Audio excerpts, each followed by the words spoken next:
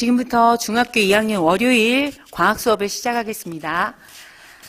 우리가 저번 시간에 2학년 2학기 과정에 5단원을 다 마무리 짓고 오늘은 6단원의 화학 파트거든요. 물질의 특성 단원을 시작을 할 건데, 자, 일단 물질의 특성 단원에서는 가장 중요한 물질들을 분류해 볼 거예요. 우리가 이 단원이 어떤 단원하고 유사관계가 깊냐면, 유사하냐면, 우리 2학년 들어오자마자 배웠던 단원 기억하지? 원소, 분자 나왔던 그 단원하고 유사해서 그 단원의 선생님이 똑같이 분류를 해줬을 거야. 여기를 기준으로 하고, 그리고 이것도 화학 원까지도 연결되는 거라 분류 기준이 명확해야 되는데, 물체를 이루고 있는, 구성하고 있는 성분들을 우리가 물질이라고 부르잖아요? 이 물질들을 크게 특징대로 분류를 해보면, 물질은, 자, 여기에서 설명할 물질의 특성에 따라서 한 가지 물질의 특성으로 균일하게 하나의 특성을 고유하게 갖고 있는 그 한 성분으로만 뭉쳐져 있는 물질들을 우리는 뭐라고 부르냐면 순물질이라고 부르고요. 반면에 이런 순물질들이 여러 개가 섞여 있어. 그냥 특정한 화학적인 방법에 의해서 결합된 것도 아니고 그냥 단순하게 섞여 있단 말이야. 예를 들어서 소금하고 물이, 소금은 독특한 소금만의 성질을 갖고 있잖아. 물도 물만의 성질을 갖고 있을 텐데 그런 성질을 각각 띠고 있는 순물질들이 한 공간에 모여서 소금 물이 된다고 해봐. 그걸 우리는 뭐라고 부르냐면 혼합물이라고 부릅니다. 그리고 이 순물질의 분류는 이미 반복한 거지만 중요하니까 다시 반복을 드린다면 순물질 자체가 물질의 특성, 자, 앞으로 설명한 물질의 특성이 고유한 값으로 일정하게 유지되는 게 순물질인데 이 순물질에는 뭐뭐 있다? 뭐뭐 있어? 그래, 맞아, 예림아. 그거야. 원소하고 또 뭐? 예빈이가 대답해야지 이제. 원소가 있고 또 뭐가 있어? 이 원소들이 여러 개가 화합되어 있는 화합물이 있지. 맞아, 그렇게 있는 거야. 잘 기억하고 있네. 자, 원소의 대표적인 예를 들어라. 그러면 자, 뭐 있어? 산소, 수소. 우리 배운 걸 바탕으로 해서 다시 복습을 하면 산소하고 수소가 화합을 해서 특정한 공유결합이라는 화학적인 방법을 통해서 결합을 하면 우리는 화합물인 뭐가 돼? 물이 돼. 우리가 배운 내용으로 설명을 하자면 그래서 순물질 중에 원소는 아무리 이 성분을 다른 성분이 있는지 분해를 해보려고 해봤자 분해가 불가능한 성분이 원소. 다시 뭐라고? 여기는 분해 불가능해. 다른 성분이 절대 나올 수가 없어. 한 가지 성분으로만 이루어져 있기 때문에. 반면에 화합물은 물이나 이산화탄소나, 기억나? 이산화탄소 분자식이 뭔지? 자, 그거 다 딱 까먹었으면 안 되는데. 자, 이산화탄소 이렇게 쓰지, 물은 이렇게 쓰잖아. 우리가 배운 원소기호만으로 봐도 물은 두 가지 원소가 화합되어 있다는 걸 알 수가 있어. 이산화탄소는 탄소하고 산소가 적정한 개수 비율로 모여갖고 만들어진 거야. 그러면 얘네들은 여러 가지 방법을 동원해서 분해시키면 탄소하고 산소로 분해가 가능해. 물론 방법은 어렵겠지만 어떤 방법인지 여러분이 몰라도 되지만, 자, 그걸 화합물이라고 부릅니다. 근데 얘네가 성분이 두 가지 이상이 섞여도 독특한 화학결합에 의해서 새로운 성질을 띠기 시작했기 때문에 우린 이걸 분자라고도 부르잖아. 물론 분자 중에는 원소로서의 분자가 있긴 하지만 이렇게 두 가지 이상의 성분 원소들이 특정한 화학결합을 이루면서 만들어진 화합물들을 여러분 분자식으로 메테인, 자, 복습하자. CH4, 자, 암모니아, 꼭 외워야 되는 거, NH3, 또 뭐 있었어? 이산화탄소 CO2, 일산화탄소 CO, 성질이 전혀 다르지? 자, 이거 다 분자식 지금 복습하는 거야. 그 다음에 이거 말고 염화수소, HCl 이런 거 있었어. 또 분자식으로 수소, 산소, 오존, 얘가 뭐라고? 오존.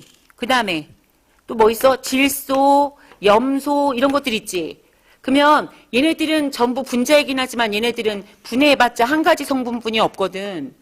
분자식으로 쓸 수 있긴 하지만 얘네들을 그래서 원소라고 부르고 얘네들을 화합물이라고 불러. 이런 말 했었잖아. 그치? 그게 우리가 배웠던 순물질이고요. 이 순물질의 특성은 물질의 특성이라고 부르는 이런 것들, 이따가 다시 반복하겠지만 색깔이나 맛이나 냄새, 끓는 점, 녹는 점, 밀도, 용해도 이런 것들이 특정한 구간으로 정해져 있습니다. 특정한 색깔로 정해져 있거나. 자, 반면에 혼합물은 이러한 원소든 화합물이든 얘네들이 순물질들이 두 가지 이상이 비율하고 상관없이 섞여 있는 거야. 그래서 섞여 있는 비율이 어느 공간이나 어떤 것이나 일정한 비율을 유지하면 균일혼합물. 그러니까 공기. 대표적인 게 얘가 공기가 있거든. 뭐가 있다고?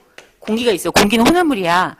질소가 78%고 공기는 산소가 21%고 나머지 그 1%에 해당하는 성분들이 굉장히 비율이 쪼목쪼목쪼목 다 정해져 있단 말이야. 그런데 내가 이 강의실에 있는 여기 이 공기를 이만큼 떠다가 분석해도 마찬가지고 저기 뒤쪽에 있는 공기를 떠다가 분석해도 마찬가지고 섞여 있는 비율이 일정해. 그게 공기. 그 기체로 된 용액이라고 해. 용액이라고도 부르기도 하는데 기체 용액. 그리고 또 액체 용액 중에 소금물 같은 거 있잖아. 모든 용액. 자, 여러분이 좋아하는 건지 아닌지 모르겠지만 탄산음료 같은 것도 사이다나 아니면 스프라이트나 콜라나 이런 것들 같은 경우에는 다 균일한 농도로 섞여 있어. 그리고 걔네가 섞여 있는 중에 얘네들이 오래 놔둔다 그래서 위에 있는 농도랑 아래에 있는 농도가 달라진다? 이건 균일혼합물 아니야. 근데 걔네들을 아주 오래 섞어놔도 얘네들이 섞여 있는 비율이 어디서나 일정하잖아. 그치? 그런 걸 우리는 균일혼합물, 대표적인 게 용액이 있습니다. 용액인지 모르는 것 중에 하나가 석회수 같은 거야. 시험에는 공기 잘 나오고요. 용액인데 석회수라고 하면 용액인지 모르고 있어. 얘 수산화칼슘 수용액이거든요. 자, 책에 없으면 써놔야 돼. 그리고 식초도 대표적인 용액이야. 일정한 농도로 얘네들 만들어 놓잖아. 그러면 식초가 진한 식초가 있고 뭐 3배 진한 식초 뭐 이런 거 있거든. 여러분은 엄마가 아니라서 잘 모르겠지만 이런 식초라도 기존의 식초하고 농도는 진하지만 섞여 있는 그 와중에 윗부분이나 중간 부분이나 아랫부분이나 다 농도가 균일하니까 우리는 그걸 균일혼합물이라고 불러. 나중에는 균일혼합물인지 불균일혼합물인지를 구분하라고 하는데 불균일혼합물에는 그럼 뭐가 있냐? 그럼 이건 반대가 될 거 아니야. 얘네들이 섞여 있는 비율이 일정하지가 않다든가 아니면 한참 시간이 지나면 아래에 가라앉아 버린다든가. 근데 대표적인 게 뭐예요? 뭐 있어?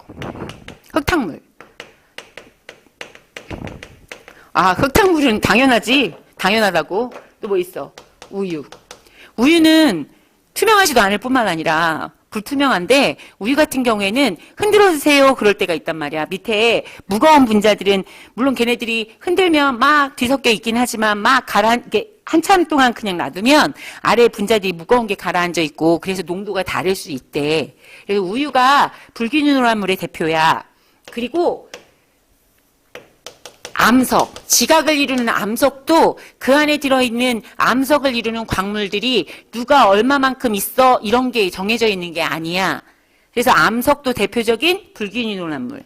섞여 있는 비율이 일정하지 않은 거. 그래서 예로 나오는 것 중에 여러분이 책에도 보시면 거기 얘가 나와 있잖아. 균일혼합물에는 설탕물, 식초, 공기가 나와 있는데 공기에다 동그라미. 아, 선생님은 지금 쓰지 않았는데 거기 합금이라고 되어 있지. 합금의 대표적인 걸로 금이 있을 거야. 금, 말 그대로 금. 근데 금은 24K가 있고 18K가 있고 14K가 있어. 근데 24K는 순물질이고요. 순물질 금을 얘기하는 거고요. 18K, 14K는 순물질인 금이 워낙 무르다 보니까 얘네들을 단단하게 하려고 다른 금속들을 섞은 거거든. 근데 비율을 일정하게 섞은 거야. 그래서 14K, 18K, 14K 이건 순금은 아니야. 24K만 순금인데 이런 거 같은 것들을 우리가 균일혼합물이라고 하는 거야. 섞는 비율은 정해져 있거든요. 자, 불균일혼합물에 우리 책에는 흙탕물, 우유, 암석, 과일 주스도 막 흔들어 먹어야 되잖아. 안 그러면 과일 주스 어머니들이 아침에 만들어 내실 때도 막 믹서기로 갈 때는 다 섞여 있는 것처럼 보이지만 나중에 시간이 지나면 슉 하고 밑으로 가라앉아. 너네 그거 알아? 오일만 주스. 레몬하고 파슬리를 적정한 비율도 아니야. 우리 딸내미가 하도 다이어트를 한다 그래서 그걸 만들어준 적이 있는데 레몬하고 파슬리를 막 물에다가 섞어가지고 한 5일 동안만 먹는 거야. 그래서 5일만 주스거든. 레몬하고 파슬리를 막 갈아서 그걸 물하고 섞은 다음에 아침에 그걸 먹는 거야. 공복에. 그거를 다른 음식들을 먹으면서 같이 먹으면 몸에 독소가 빠진다나 어쩌다나. 그래서 만들었는데 그게 처음에 먹을 때 일반적인 사람들 아니면 나처럼 난 레몬 되게 좋아하거든. 나 레몬 그냥 물도 찌끔만 타서 먹을 정도로 신 걸 잘 먹는데 나처럼 레몬에 대해서 익숙하거나 이런 사람도 파슬리 때문에 딱 먹을 때는 되게 역해. 근데 그걸 만들어서 한참 동안 두잖아. 먹기는 먹어야겠는데 맛이 역하니까 한참 동안 딸내미가 놔둔단 말이야. 테이블 위에다가. 그러면 밑에 쭉 레몬하고 파슬리 덩어리가 가라앉아요. 그럼 나중에 다시 휘잉 하고 또 돌려야지. 자, 그런 것들이 불균일화물이야. 그런 것들이 과일 주스도 그런 예에 해당하죠. 자, 그래서 일단 물질을 분류해 봤고요. 이 네 가지 원소, 화합물, 크게 말하면 순물질이지. 얘네들은 물질의 특성이라고 우리가 지금부터 배우는 특성들이 아주 일정한 거지. 그러니까 종류에 따라서는 다 다르지만 똑같은 물질이라면 양하고 상관없이 일정한 거. 예를 들어 물 생각해 볼까? 물, 그러면 순물질로서의 물이 100g이 끓여지든 1톤이 끓여지든 물은 100도씨에서 끓어요. 그쵸? 좀 더 빨리 끓는 것 같은 건 온도가 올라간 게 아니라 시간이 짧아진 거지. 순물질인 물은 끓는 점이 일정하죠. 여기 끓는 점 나오잖아. 순물질인 물은 밀도가 일정하죠. 그램당, 그 물질의 일정 질량수당, 일정 부피당 해당하는 질량수가 일정한 게 밀도인데 그래서 단위가 어떻게 써지냐면 그램 퍼 세제곱센티미터 이게 써지거든요. 일정 부피당 얼마의 질량수를 포함하는지 밀도라고 하는데 이렇게 하면 애들이 잘 몰라. 뭐라고 얘기하면 하냐면 뜨고 가라앉는 성질을 결정하는 거 그런 것들이야. 근데 특정한 물질 상태가 아니고서야는 얘네들은 변하지 않아. 물의 밀도는 1이거든. 안 변한단 말이야. 물의 양하고 상관없이 변하지 않아. 용해도 이런 것도 변하지 않아. 그래서 순물질 같은 경우에는 이런 것들이 변함이 없으니까 물질의 특성을 조사를 했을 때 이 물질의 특성에 해당하는 구간들이나 해당하는 양들이 일정 값으로 통일돼서 나오면 아 얘는 순물질이구나. 그렇지 않고 두세 구간 이상으로 나타난다거나 아니면 얘네가 계속 특정한 지점이 아닌 여러 지점으로 얘네들이 나타난다. 이러면 혼합물인 거지. 그걸 우리가 구분하기 위해서 얘네를 배우는 경우도 배우는 거야. 일단 두 번째 이제 물질의 특성을 정리하고 그 다음으로 우리가 혼합물하고 순물질의 물질의 특성이 뭐가 다른지 한번 봅시다. 일단 물질의 특성의 종류의 색깔, 맛, 냄새. 겉보기 성질이라고도 해. 물론 겹치는 것도 있지. 색깔, 하얀색. 어렸을 때 커피를 중학교 때부터 커피 마셨거든. 그랬더니 어떤 애들이 선생님 커피 마시면 멍청해진다면서요. 그러더라고. 그래서 내가 그랬지. 선생님이 커피 먹어서 멍청해질 것 같았으면 지금 여기서 수업하고 있는 게 기적이다. 이렇게 얘기를 했거든요. 중학교 때 커피를 처음 마시기 시작하는데 커피에 설탕 많이 타먹으면 맛있잖아.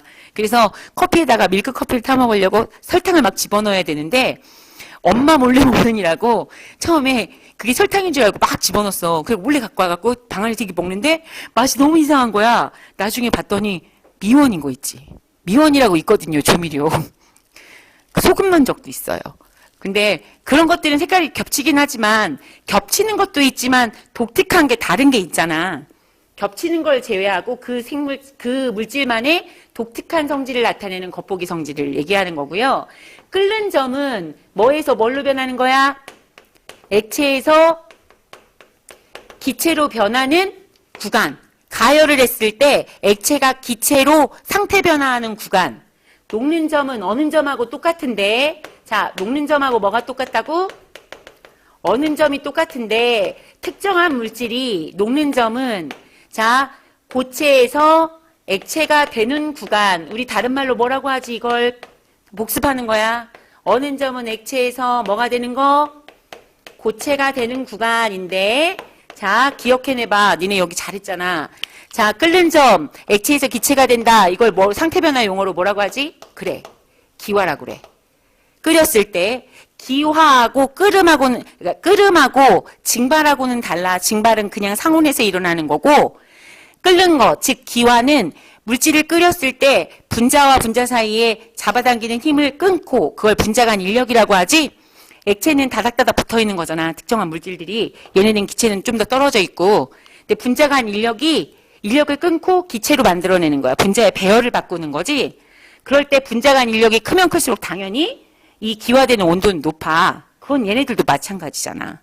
고체는 특정한 물질을 이루고 있는 물질들이 다닥다닥 붙어 있는 게 고체야. 분자간 인력이 가장 세게 작용하지. 근데 고체가 액체로 되는 구간을 뭐라고 한다고? 이 상태 변화를 뭐라고 해? 구간은 녹는 점. 이 상태 변화를 그래, 융해라고 하지. 얘네는 응고라고 하지. 근데 융해되는 지점, 온도와 응고되는 지점은 온도는 똑같을 수밖에 없죠. 근데 얘네들을 어떻게 우리가 알 수 있냐? 끓이면요. 자, 어떤 고체 물질을 끓였어. 가열을 했어. 가열을 하면 고체 물질이 가열하는 구간 동안에 고체가 계속 온도가 올라가잖아. 그러다가 고체가 온도가 쭉 이렇게 올라가다가 더 이상 온도가 올라가지 않는 구간이 이렇게 생겨. 자, 좀 그래프를 확실하게 그릴게. 이렇게 생겨. 그 온도가 뭐 T도씨 그러면 자, 이렇게 일정한 구간이 나타나잖아. 이 일정한 구간이 상태가 변하는 구간이야. 고체를 끓였다 그랬으니까, 고체를 가열했다 그랬으니까 이 A 지점은 고체가 될 거고, 자, 이 B 지점은 고체가 지금 액체가 되고 있는 건데, 여러분 이미 배웠으니까 고체에서 액체가 되는 상태의 변화 구간에서는 외부의 열 에너지를 흡수해서 얘네 분자간의 인력을 딱 끊어줘야 돼.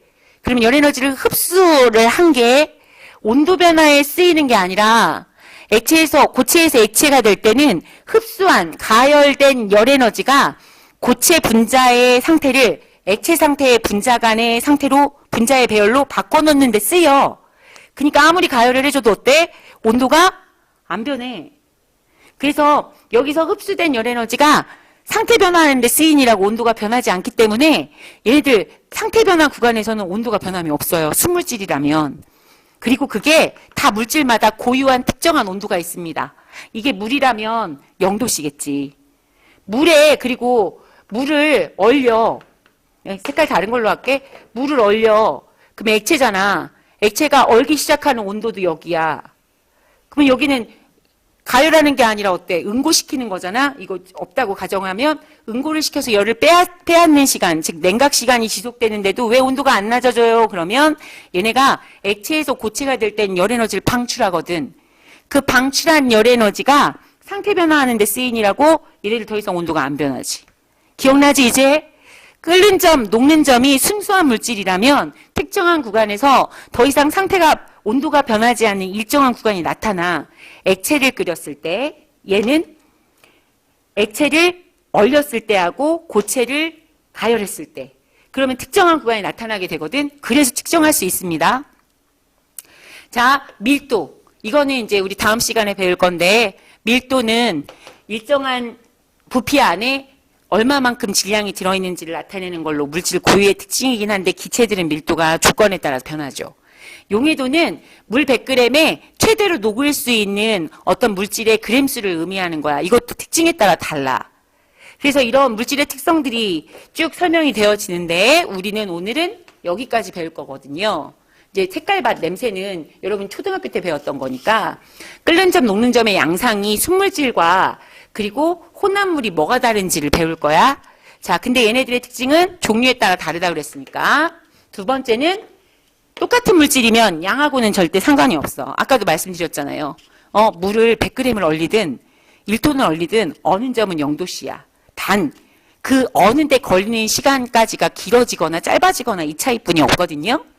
자, 그리고 순물질은 이게 중요한 거지. 순물질은 이런 물질의 특성을 조사를 해보면 언제나 일정하게 나타나. 혼합물질은 어때? 비율에 따라 다르게 나타나. 그래서 우리가 주로 여기서 중점을 둬야 될 게 3번이거든요. 다음 PPT에서는 그걸 설명을 드리겠습니다. 일단 지우고 다음 PPT로 넘어갈게요. 자, 페이지 60페이지에 있는 여러분 페이지 60페이지 맨 밑에 나와 있는데 이 그림이 잘 보이시죠? 되도록이면 잘 보이게 큰 그림으로 지금 PPT를 만들었는데, 자, 순물질하고 혼합물을 구별해 보는 거야. 여기 대표적인 순물질로 물이 있고요.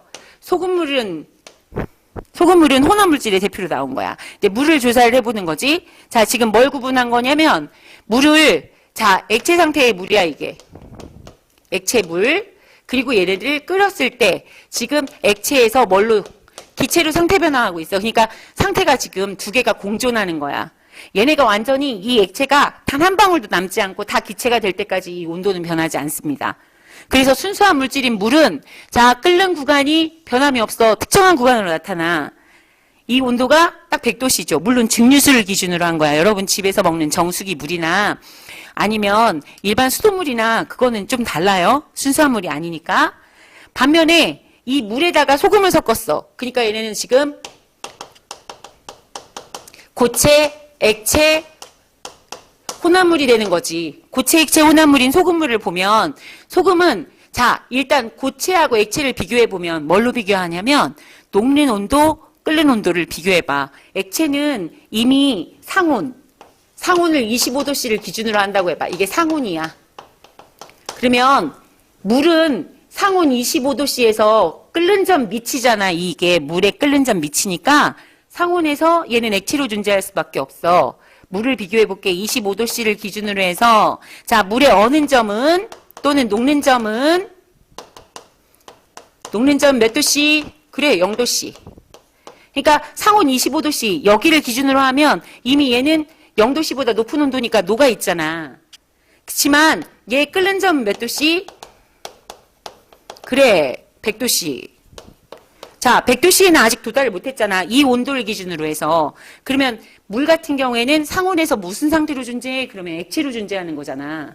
반면에 소금의 녹는 점이야. 소금을 다른 데다 쓸까? 소금의 녹는 점은 300도씨가 넘어. 소금을 녹이기 전에 그래서 소금은 후라이팬 같은 데도 놓으면 타버리잖아요. 그래서 서서히 가열을 해야 되는데 소금의 녹는 점이 300도씨가 넘으니까 상온 25도씨하고 300도씨를 비교해봐. 이게 소금의 녹는 점이야. 근데 25도씨는 300도씨에 비해서 너무 낮으니까 아직 녹지 못하고 뭘로 존재할 수밖에 없어. 그래, 고체로 존재할 수밖에 없지. 그래서 고체는 상온보다 녹는 점이 높은 거. 다시 정리를 하면 고체는 상온 25도씨를 기준으로 해. 어떤 책은 20도씨 이러기도 하는데 선생님은 그냥 상관없다. 상온보다 뭐가 높은 거? 그래, 녹는 점이 높은 물질. 이게 고체야. 자, 그러면 액체는 여러분이 정해보세요. 액체는 상온보다 녹는 점은 낮고 끓는 점이 어떤 거? 높은 거. 그럼 기체는 뭐겠어? 기체는 상온에서 이미 상태 변화가 액체에서 기체로 다 된 상태잖아. 그러니까 기체는 상온보다 끓는 점이 낮은 거. 낮은 물질, 끓는 점이 낮은 물질 이렇게 보면 되지. 산소 같은 경우에는 마이너스 196인가? 마이너스 196도씨에서 이미 끓어요. 그러니까 산소는 상온에서 기체일 수밖에 없잖아? 이렇게 정리를 하면 딱 맞은데, 자, 고체는 상온보다 녹는 점이 훨씬 높잖아. 액체는 이미 녹아있어. 이 두 개의 순물질이 섞인 게 소금물이야. 대표적인 용액이지. 근데 이 소금물, 고체, 액체, 혼합물 같은 경우에는 끓여보잖아. 그러면 소금인 고체가 녹는 점이 훨씬 높기 때문에 얘의 영향을 받죠. 일단은 100도씨 근처가 되면 섞여있는 물이 슬슬 끓어나오려고 할 거야. 근데 물이 끓어나오면 소금의 상대적인 비율이 어때? 높아지지. 그래, 맞아. 높아져. 점점 높아져. 처음에 소금물이 100g이 있어. 뭐 5% 소금물 100g 그러면 여러분 알잖아요. 여기에 5g이 소금이고 95g이 물 아니야. 맞지? 근데 이 중에 100도씨 근처에서 얘는 자꾸 날아가. 그러면 얘의 양은 점점 줄거든. 그러면 상대적으로 얘의 양이 90만 돼도 상대적인 농도가 점점 증가해. 다른 말로 얘기하면 고체 물질의 이 양의 비율이 증가하니까 이 고체 물질의 녹는 점에 영향을 받아서 점점 계속 올라가. 높은 온도로. 그래서 소금물은 잘 끓지 않습니다. 역으로 얘기하면 여러분이 막 소금이 많이 들어가 있는 국물이나 국물 같은데 데이는 거하고 그냥 물 끓는 거 데이는 거하고는 천지 차이예요. 그치? 이렇게 좀 짠기가 있는 것들이 끓기 시작하면 걔는 굉장히 높은 온도거든. 역으로 어느 점도 마찬가지야, 얘들아. 이렇게 고체, 액체, 혼합물이 되잖아. 그러면 고체, 액체, 혼합물은 혼합물 중에서도 고체, 액체, 혼합물 같은 경우에는 어느 점은 더 낮아지고요. 뭐에 비해서? 이 액체에 비해서. 얘네는 어느 점은 내려가고요. 내림, 끓는 점은 올라가요. 고체가 섞여 있으면 끓는 점은 올라갑니다. 상대편 이 고체의 영향을 받아서 그래. 그래서 얼 때는 물이 먼저 얼고요. 물이 먼저 얼고 그러면 상대적으로 얼은 물에 비해서 얼지 않는 물에 대한 소금의 농도가 진해지니까 자꾸 더 어는 점이 낮아져. 간장독은 겨울에 안 얼어. 바닷물도 잘 안 얼잖아. 파도 치니까 잘 안 얼는가 보다 생각할지 모르지만 이렇게 고체 혼합물이 들어있으면 잘 안 얼어. 그래서 이것도 시험 문제에 잘 나오는데 간장독은 잘 얼지 않는 거는 고체 액체 혼합물로서 어느 점이 자꾸 내려가기 때문이야. 근데 대표적으로 잘 나오는 게 겨울에 눈 오면 염화칼슘 뿌리잖아, 얘들아. 염화칼슘은 얘가 물에 녹으면서 열을 발생하기도 하는데 그냥 빙판길에 얼음이 녹은, 그러니까 내리는 눈이 녹아서 물이 된 거랑 거기에 염화칼슘이 포함돼가지고 혼합물 상태인 거랑 어느 점은 후자가 훨씬 낮아요. 그러니까 빙판길이 잘 안 됩니다. 그런 원리로 염화칼슘을 자꾸 뿌려대는 거야. 끓는 점은 오히려 고체 액체 혼합물이 되면 올라가고요. 이런 특징이 있어. 여기 어느 점이 내려갔지? 여기는 이 그림을 보면 돼. 그래서 고체 액체 혼합물은 이러합니다. 그럼 여러분이 질문할 수 있을까봐 선생님이 준비했는데 만약에 선생님의 액체 액체 혼합물은요? 그 뒤에 PPT가 나올지도 모르겠지만 일단 대표적인 액체 액체 혼합물로 에탄올 수용액이 나와. 무슨 수용액? 에탄올 수용액. 뭐가 섞인 거겠어, 얘들아? 그래, 에탄올이라는 물질이 뭔지 여러분 잘 모르지만 이거 먹는 알코올이야. 술 성분이고요.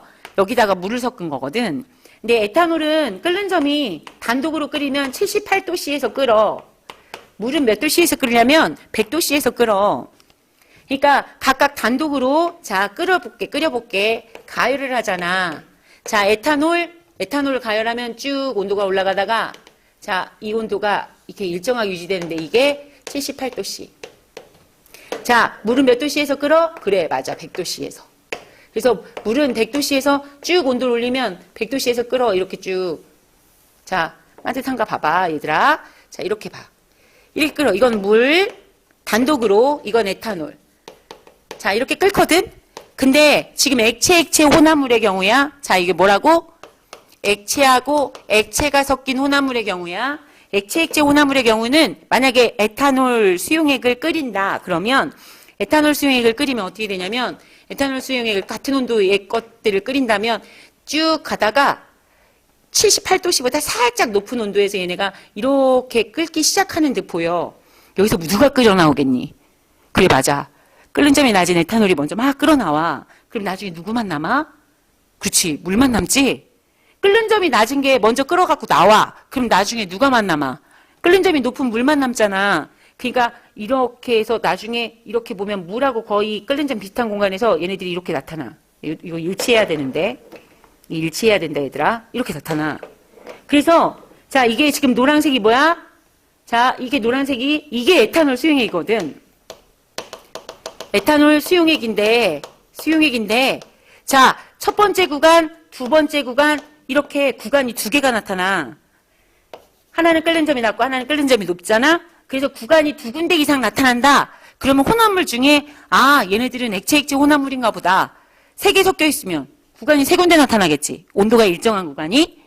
근데 반면에 고체하고 액체 혼합물들 같은 경우에는 얘네들 온도가 일정한 구간이 안 나타나. 왜? 고체 물질은 여기서 끓어나올 리가 만무하거든. 그러니까 물이 먼저 끓어나오면서 고체 물질의 영향을 받아서 끓는 점은 계속 올라가니까 일정한 구간이 아예 안 나타나. 끓기 시작하는 온도만 굉장히 올라가는 거야. 그리고 어는 점도 마찬가지거든요. 이런 식으로 순물질과 혼합물을 구분할 때 이미 순물질은 물질의 특성이 일정하게 나타나는 걸 알았다면 섞여 있는 혼합물의 양상에 따라서 얘네들의 그래프들이 어떻게 표현되는지, 그리고 그걸 우리가 생활에 이용해. 예를 들면 아까 말씀드렸던 염화칼슘을 뿌린 눈길은 잘 안 얼잖아요. 자, 그리고 또 우리 책에도 나와 있지만 라면 끓일 때 너네 어떻게 끓여 먹냐? 라면 끓일 때 사실은 화력이 되게 중요한 거잖아. 근데 집에서 일반적인 라면을 끓일 때 너네 라면부터 넣어, 스프부터 넣어? 뭐라고? 나도 잘 모르는데, 잘은 모르지만 나는 스프를 먼저 넣거든? 그러면 라면은 빨리 홀라당 끓어야 식감이 좋대. 근데 라면을 끓일 때 스프를 먼저 넣고 끓이잖아. 그러면 물은 100도씨에서 끓지만 스프를 넣고 끓이면 100도씨보다 훨씬 높은 온도에서 끓게 되지. 그치?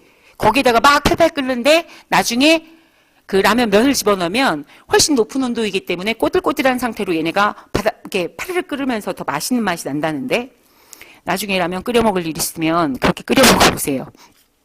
그래서 라면 끓일 때 스프를 넣고 나중에 면을 넣는다. 우리 책에 나온 내용이야. 여러분 책 보시면 나오겠지만. 그리고 달걀을 삶을 때도 엄마들이 소금물에다가 달걀을 삶지. 그냥 일반 물에다가 삶는 것보다 소금물에다가 삶으면 훨씬 높은 온도에서 끓기 때문에 달걀이 익는 시간을 줄여줄 수 있어요. 이런 것들이 우리가 과학을 생활 속에 이용한 예로, 특별히 고체, 액체, 혼합물들의 특징을 이용한 예로 나오는 겁니다. 직접적으로 우리가 과학을 하는 사람이라면 이런 과학적인 내용을 생활 속에 연결시켜진 내용이 이런 과학적인 사실 때문이구나 라고 하는 걸 아는 게 굉장히 중요한 거고, 그걸 구분할 수 있는 능력이 있는지 없는지를 많이 물어봐요. 자, 그 다음 파트는 페이지 62페이지로 넘어가시면 돼요. 물론 그 옆에 있는 개념하기 문제는 평상시라면 쌤하고 같이 풀겠지만, 자, 지금은 선생님이 수업 다 끝난 다음에 개념하기 문제를 확인을 하시면 되고요. 다음 PPT가 이제 끓는 점입니다. 자, 이 끓는 점은 다시 한번 반복을 하면, 끓는 점은 뭐하고의 관계야? 물질의 특성 중에 하나죠. 근데 액체가 뭘로 변하는 구간? 기체로 변하는, 상태 변화하는 구간. 순물질이라면 일정한 구간으로 물질의 온도 변화가 안 나타나죠. 상태 변화하는데 가열된 열 에너지가 쓰인이라고. 기화하는 구간이야. 기화할 때 온도가 일정하게 나타나는 구간을 끓는 점, 이렇게 부릅니다. 근데 이 끓는 점은 아까도 말씀드렸지만 끓는 점뿐만 아니라 어떤 물질이 끓는 점이 높아요. 녹는 점, 어는 점이 높아요. 이거는 가장 기본적으로 뭐하고 상관이 있냐면 그 물질을 이루고 있는, 물질의 성질을 띠고 있는 그 분자가 얼마나 잡아당기는 힘이 센가야. 그걸 뭐라고 부른다고 그랬어? 분자 간의 인력이라고 부르거든요. 분자 간의 인력이 크잖아. 그러면 끓는 점도 높고 녹는 점, 어는 점도 높아. 근데 분자 간 인력이 센지 안 센지 우리가 물질만 딱 보고 안다. 알 수 있어, 없어? 있다고 하는 사람은 잘 돌봐줘야 돼. 없지. 물질 딱 보고 그러고 어떻게 알아? 모르잖아. 근데 분자 간의 인력을 가늠할 수 있는 게 뭐냐면 질량이에요, 질량. 물질의 질량. 분자량 또는 화학식량. 질량이거든. 물질의 분자량. 이렇거든요. 이 분자량이 크면 클수록 얘가 따라서 커져요. 따라서 커집니다. 그래서 대체로 분자량이 큰 거, 나중에 이 분자량 구하는 거 다 배울 텐데 우리는 다 안 해. 에림이랑 예빈이는 이걸 다 배워서 알 수 있잖아. 수소는 1번이지 얘의 질량은 1입니다. 그대로. 탄소, 수소, 산소, 질소 얘네들 같은 경우에는 자 번호만 알면 돼. 얘만 그대로고 원자 번호가 1이면 얘만 질량수가 1이고요. 수소가 제일 가볍지 않습니까? 헬륨이 2번이지. 근데 헬륨은 2번인데 질량수는 약 4야. 자, 탄소는 여기 적었으니까 탄소는 6번이잖아. 얘는 8번이지. 얘는 7번이야. 그러면 얘네들은 다 2배씩이야. 대충 2배. 그리고 2배로 나와. 화원에서도 14. 이러면 분자량을 구할 수 있어. 물 분자량 얼마냐? 그러면 얘가 2개 모인 거고 수소가 산소가 하나 모인 거니까 얘 분자량은 18이야. 자, 얘 뭐라 그랬지? 암모니아지. 암모니아는 하나가 14. 얘 3개 모였으니까 17이야. 근데 이 질량이 크면 클수록 분자 간의 인력이 높아서 끓는 점, 녹는 점이 대체로 높다고. 얘는 끓는 점, 녹는 점이 되게 낮은데 물은 독특한 거야. 물은 선생님이 나중에 얼굴 보고 물만의 특징을 설명을 해줄 텐데 오늘은 물만 독특하구나라고 생각하면 돼. 분자량이 크지 않은데 물이 끓는 점 100도씨나 되니까 얘네들은 기체로 존재하잖아. 그러니까 끓는 점이 상온보다 훨씬 낮거든요. 물이 독특한 특성이긴 한데 이렇게 분자 간의 인력에 비례하는 게 끓는 점, 녹는 점. 근데 분자 간의 인력을 가늠할 수 있는 게 뭐냐? 질량, 분자량이야. 또 하나, 끓는 점. 그래서 선생님이 키워드만 여기 적어놓은 거거든. 분자 간 인력이 크면 클수록 끓는 점, 녹는 점이 높구나. 근데 분자 간 인력은 대충 분자량으로 파악할 수 있구나. 여기까지 됐지? 또 하나가 끓는 점은 압력과도 관계가 깊어. 자, 표면에서 물 분자가 이렇게 있어. 표면에 있는 물 분자가 그냥 가열하지 않고 자 바깥으로 수증기가 돼서 날아가는 현상을 우리가 증발이라고 하잖아. 근데 이 증발은 상태 변화가 기화인 건 맞으나 가열하지 않은 상태의 상온에서 일어나니까 이 표면에 있는 물 분자들만 증발을 일으킬 수 있어. 그러니까 표면적하고 밀접한 관계가 있고요. 물론 분자 간의 인력도 영향을 주지만 내부에서는 증발이 일어나지 않아. 그런데 끓음은 뭐냐면 이걸 가열을 해서 이 내부에서부터 외부 할 것 없이 분자 간의 인력을 완전하게 끊어서 얘네들이 다 기화되는 거라서 좀 다르거든요. 근데 얘네가 내부로부터 끌어서 외부로 수증기 형태로 기화해서 날아갈 때 이 대기의 압력이 많이 누르고 있잖아. 그러면 얘네가 쉽게 날아갈 수가 없어. 대기의 압력이 살짝 누르고 있으면 쉽게 그 압력이 낮으니까 쉽게 수증기로 기화할 수 있는데 압력이 높잖아. 그럼 기화가 불가능하거든. 그래서 압력에 밀접한 영향을 받는 게 끓는 점이야. 아주 뚜렷한 차이가 나는 게. 그래서 끓는 점은 압력과 비례관계에 있어요. 분자 간의 인력도 비례관계가 있지만 압력이 높아지잖아. 끓는 점이 되게 높아져. 압력이 낮아지잖아. 끓는 점이 낮아져. 그래서 높은 산에 올라가서 등반을 한 다음에 요즘은 그렇게 취사를 못 하는데 높은 산에 올라가서 만약에 취사를 한다고 해봐. 그러면 높은 산에 올라가면 기본적으로 산이 이렇게 올라가잖아. 그럼 지면보다 여기 중턱에만 있어도 대기가 누르는 압력이 요만큼에서 요만큼으로 줄어.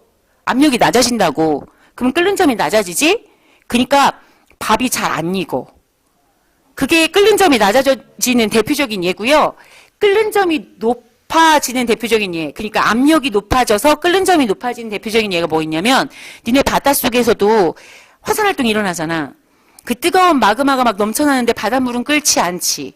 왜 그러냐면 바닷물에 쌓여있는 그 물의 수압 때문에 바닷속에서 화산이 폭발하든 어쨌든 간에 물의 끓는 점은 굉장히 높아져 있는 상태거든. 그래서 바닷물은 끓어넘치지 않는 거야. 그래서 끓는 점이 압력하고도 기압하고도 굉장히 영향이 밀접한 관계가 있는데 영향을 많이 받는데 이 실험이 바로 그 실험이야.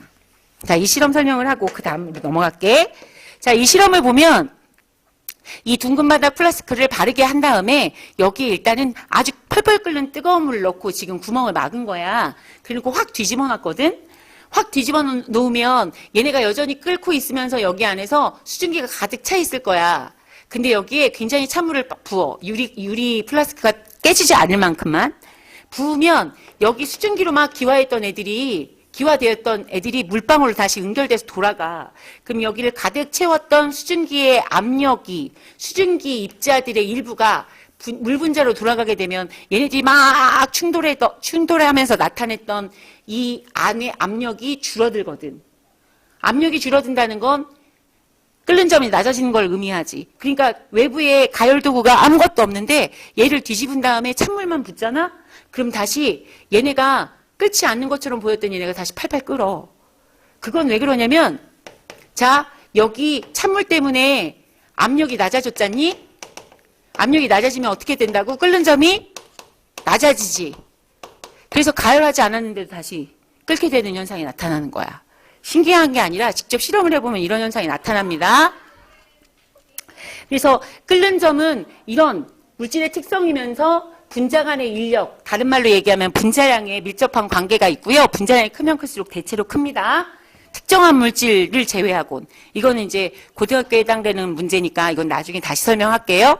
그 다음에 압력에도 비례합니다. 압력이 낮아지면 끓는 점 낮아지고 압력이 높아지면 끓는 점도 높아지죠. 그 이외에 일정한 일기압하에서 특정한 물질들의 끓는 점을 조사를 해보면 에탄올, 이건 먹는 알코올이야.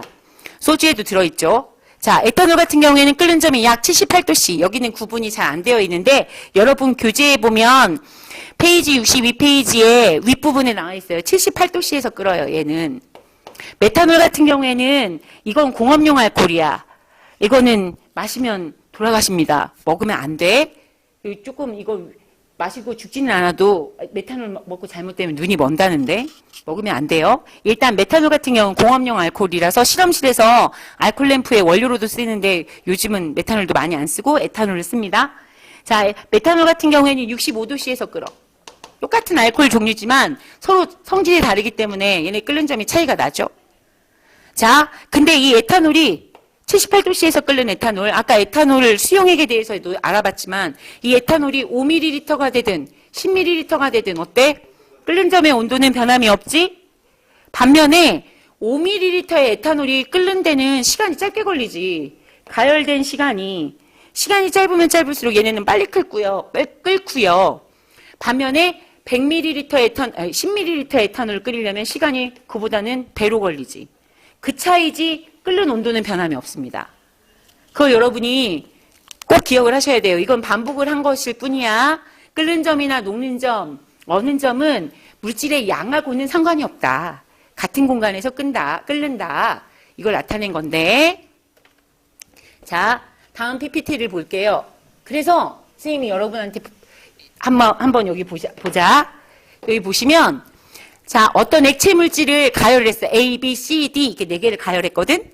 가열을 해서 얘네들의 온도 변화에 대한 그래프를 그려봤더니 이렇게 그려졌대.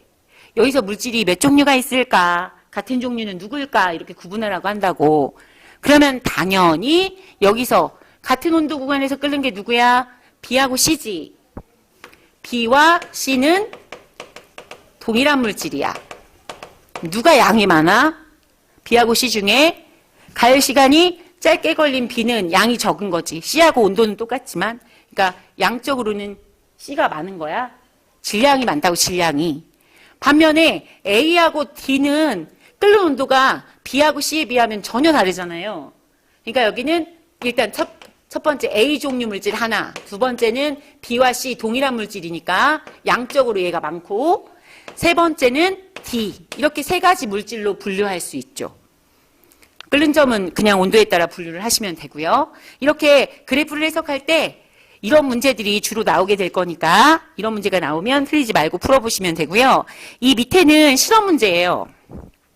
대체로 액체 물질의 끓는 점을 측정할 때 실험 문제가 가끔씩 나오니까 자, 이 실험 문제로 여러분이 실험 문제에서 나왔던 실험 방법이나 실험에서 얘는 사용된 용도가 뭔가 이런 걸 물어볼 때 필요해서 여기 PPT에 띄워봤는데 일단 에탄올을 끓입니다. 근데 에탄올은 알코올이라 불이 붙어요. 그래서 에탄올의 끓는 점을 측정할 때는 대부분 이렇게 바깥 비커에 물이 있잖아. 거기다가 에탄올은 지금 시험관에 따로 들어가 있어. 이걸 뭐라고 불러? 그래. 물중탕이라고 불러. 중탕시켜야 돼. 왜냐면 에탄올이 불 붙기 쉽잖아. 그쵸? 그래서 물중탕을 시키고요. 그리고 이 그러니까 에탄올을 직접 집어넣은 이 시험관 안에는 조그만한 유리 조각들을 채워 넣어. 우리는 그걸 일명 뭐라고 부르냐면 끓임쪽이라고 부르는데 이건 갑자기 액체들이 그렇잖아. 왜? 막 끓다가 푸르륵 하고 끓어오를 때가 있지. 그 끓어올라갖고 넘치는 걸 방지하려고 하는 거야. 끓어 넘침 방지야. 특별히 에탄올 같은 게 끓어 넘치면 위험하니까 방지. 자, 이렇게 해서 끓입니다. 그래서 온도를 측정해야 되는데 이 온도계는 사실상 여기다 놓으면 안 되는데 이 실험은 지금 얘 중에 하나 퍼왔던 거라서 정확한 실험이 아닌 예로 여기 문제에 들어있었던 거거든요. 사실은. 그래서 이 온도계는요. 사실 온도계의 이 밑부분이 여기 이렇게 있어야 돼. 이거는 여러분이 고쳐야 됩니다. 여러분 책에는 이렇게 안 나와 있을 거야. 그래서 온도계의 이 위치 틀린 거야. 얘가 에탄올이 기화돼서 끓어서 이쪽으로 이렇게 빠져나가고 다시 액화시킬 거거든. 그래서 이 A 쪽에서는 에탄올의 기화가 일어나고 기화된 에탄올이 쭉 가서 찬물을, 바깥에 찬물 있잖아. 여기 다시 액화가 일어날 텐데, 기화되는 온도, 즉 끓는 점을 측정하려고 하는 것이기 때문에 얘가 끌어넘쳐 나오는 에탄올의 기체 상태의 물질의 온도를 여기서 측정하고 이렇게 들어가야 되거든. 그래서 이 온도계 밑부분은 여기 있어야 되는 거야. 가지 달린 시험관의 가지 쪽에.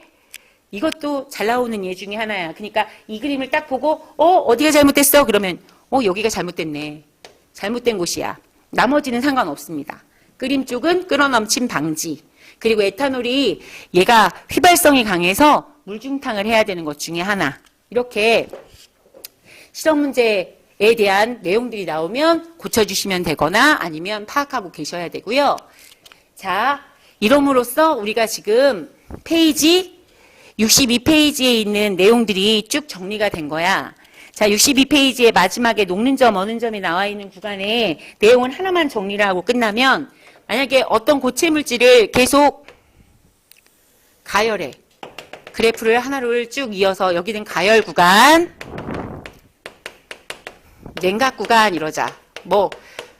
그 고체 물질을 뭐라고 할까? 얼음이라고 합시다. 냉각 구간 이러면 자, 여기는 온도라고 하면 자, 액체 물질을 가열하면 고체 물질이야. 가열 냉각 곡선이야. 그러면 얘가 처음에 온도가 쭉 올라가다가 쭉 이렇게 쭉 올라가다가 일정해집니다.